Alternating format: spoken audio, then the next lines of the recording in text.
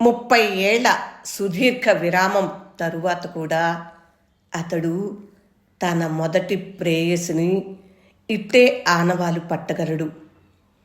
పల్లెటూరులో తను మసలిన పాత ఇంటికి ఎన్ని మార్పులు చేసినప్పటికీ ఎలా గుర్తుపట్టగలడో అలానే నేడు బిల్డింగులతో జనసందోహంతో నిండినప్పటికీ అడవి పూలతో కప్పబడిన ఒకనాటి తన ఒంటరి కొండను ఎలా గుర్తుపట్టగలడో అలానే స్కూల్ ఫోటోలో చెదలు కొరికేసిన తన స్థానాన్ని ఎలా జ్ఞాపకం తెచ్చుకుంటాడో అలాగే వారిద్దరి మొదటి కలయికని పునఃసృష్టించటానికి ప్రయత్నిస్తాడు. అతని హృదయంలో ఒక ఉత్సవం చెలరేగుతుంది. కానీ డప్పుల మూత ఎత్తైన ఆలయ గోడల్ని దాటిపోలేదు. ప్రియురాలి శిరస్సును తన గుండెలపై ఉంచి తన 30 ఏళ్ల చిటపటల శబ్దాల్ని వినిపించాలనుకుంటాడు.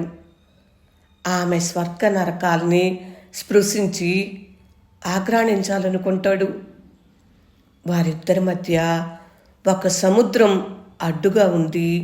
ఇప్పుడు కాలం ఆమె దేహంపై చెక్కిన మచ్చల్ని చూస్తూ తెచ్చిపెట్టుకున్న నిర్లిప్త స్వరంతో ఎలా ఉన్నావు అంటాడు. అతని దేహానికి 30 సంవత్సరాలు చేసిన గాయాల్ని గురుతుల్ని గమనిస్తూ బానే ఉన్నాను అంటుందామె.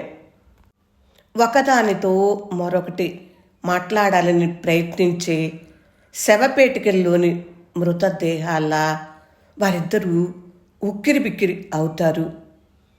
భూమి, కొండల, చెట్ల అసఖ్య భారాన్ని మోయలేక ఒకరి నుంచి మరొకరు దూరంగా జరుగుతారు.